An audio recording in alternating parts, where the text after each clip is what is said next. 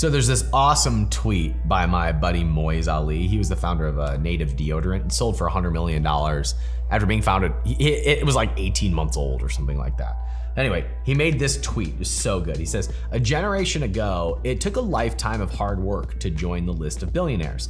Now, you can do it in 5 years. There is amazing opportunity in the world. I sat with that one. That hit me because I was like, you're right, Moiz. As usual, he's usually right. You're right. Like, there's billionaires being minted all the time now, and entrepreneurs, sometimes first-time entrepreneurs. Like, what's the name of the girl who started Bumble? Vanna White? What? It wasn't Vanna White. So Vanna White becomes a billionaire. First-time entrepreneur. Really? Yeah, I'm you serious. serious? Right? Youngest female billionaire in history. It's so cool. Whitney Wolf, that's what I said. You know, so there's billionaires who are coming up with ideas that get big and they don't, like, on paper make sense. So the fact that first-time entrepreneurs can become billionaires, sometimes younger than me, sometimes older than me, it made me ask the question, could I do that? Like, could I actually become a billionaire? Truth is, quite honestly, I really don't care if I become a billionaire. I really want to just be an entrepreneur that enjoys the experience, and I want to buy the Cleveland Guardians. I have to get used to saying that. That my goal is to buy a Major League Baseball team. That's what I want. And I don't care if it's with $1 billion. I don't care if it's with other people's money. I just want to buy a baseball team and I want to make myself the general manager. If I can't make myself general manager, what am I working towards? Why are we doing YouTube videos?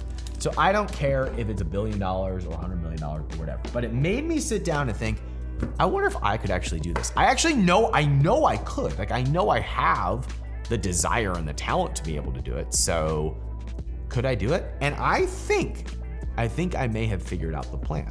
I'm gonna share with you the plan. I don't know if the plan will actually work as clean as I expected it, but I went through this and went, oh my goodness, not only is this possible, this is almost like inevitable.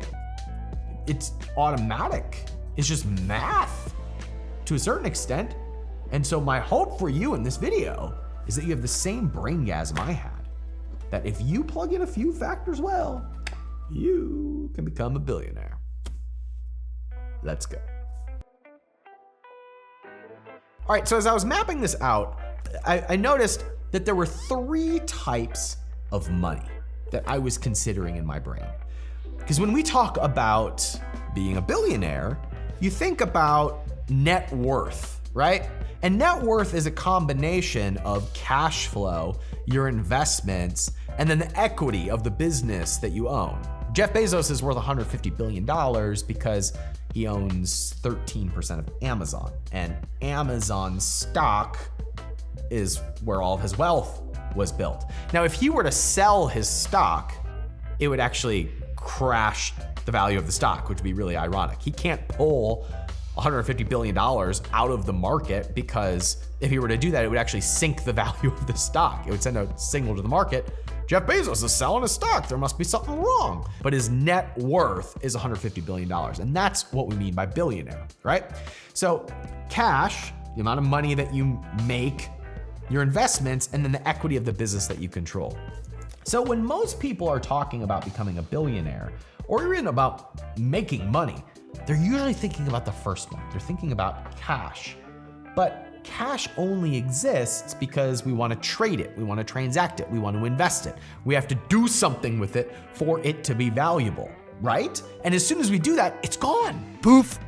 So why do we optimize for cash? We optimize for cash because it's safety, security, and what we can spend it on, increase our lifestyle, get more status. But that's not how we build wealth. Wealth comes from the other 2 categories, investments and equity. So I ran some numbers and I realized that if you put your attention almost exclusively into investments and equity is actually the fastest, but you can become a billionaire in either category. That is how you can compound and get results to become a billionaire. So here's the numbers that I ran. Today, as of right now, as I'm making this video, my net worth is somewhere around $10 million, which doesn't make me Mark Zuckerberg, but It's more than most people. If all I did with my entire life was spend my life looking for investments that made me 20% per year on average for the rest of my life, how long would it take for my $10 million to be worth $1 billion? Play that over in your head. Cue the Vanna White clip. I'd like to solve. Well, you know, if you solve, there's a $7,000 jackpot. Go ahead. Shaggy and Scooby-Doo. Whoa! I'm impressed. Thank you. Wow. Okay, back, you run some numbers. It's 26 years. So that would make me 59. 59. I'd be 59. It's a young billionaire. That's awesome. I still have half my life left to spend $1 billion, but I wouldn't spend it. It would be invested, compounding at 20% per year, and I'd be making $200 million a year that I could live off of. Who knows what that will be worth in 26 years. But now 20% is a good rate of return, right? You gotta be a good investor to get 20% per year. That's Warren Buffett's average over his career. The reason he's so rich is not because of just 20%, but because he's been doing it for 70 some years, right? Maybe longer than that. So what is it if I just get 12? If I get 12% interest per year, my $10 million at 12% interest for long enough takes 41 years for me to be a billionaire. Okay, interesting. So now I don't need to be so risky. I'm still gonna become a billionaire by the time I'm 74. Thanks, 74. I'd still get there, right? Before I die, I'd be a billionaire. One thing to note here though, is that's assuming I never make any more money. It's just the 10 million I have. If I just do that and I did nothing else, I could become a billionaire. Whoa. Okay, so point number one, you've got to have a really bulletproof investing strategy.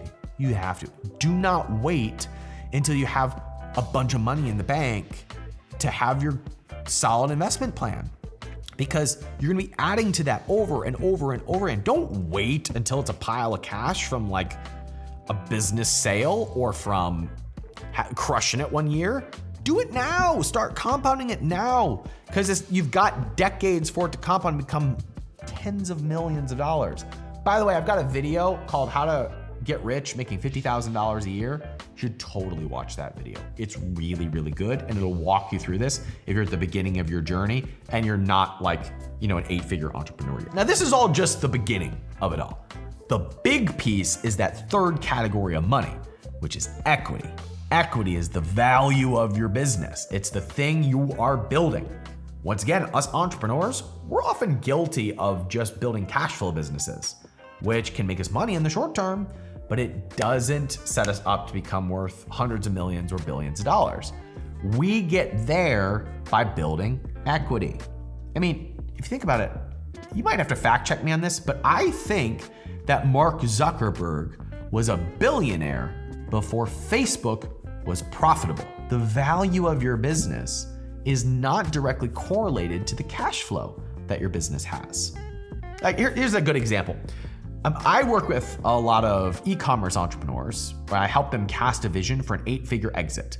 And I help them build the foundation of a 7-figure business and launch profitably. Most of them are bootstrapping. Most of them are playing this game where they're trying to get to a point where their business makes $2 million a year and they can sell it for $10 million and have an 8-figure exit, which is amazing. That's so cool, right? And we've got lots of students who have done that. But you could also cast a vision right now for a business that really excites you, that you're really pumped about, and say, this business is worth $10 million. I'm gonna raise $2 million at a $10 million valuation. I've now sold 20%.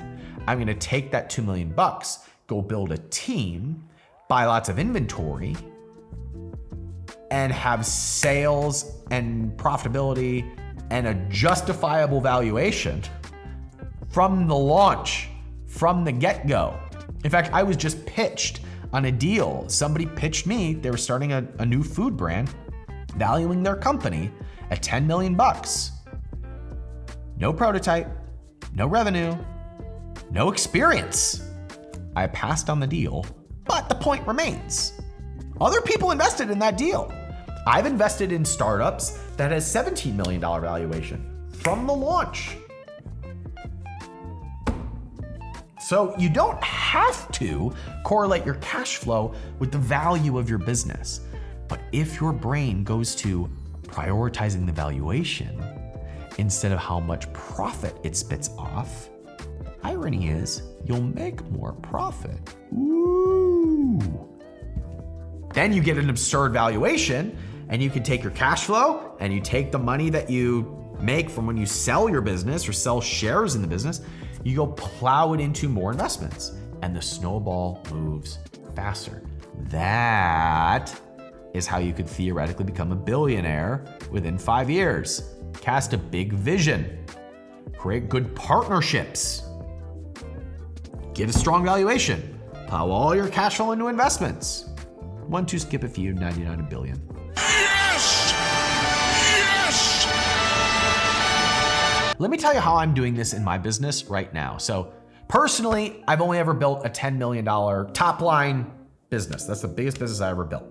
And I sold that business. Valuation was about 15 million bucks. And I didn't get all of it up front. I kept some back. I'm telling you all that because I like to play the role where I work with the entrepreneurs from our community and help them get to, 7-figure run rate and then say, great, you've got something here. Let's do a real raise.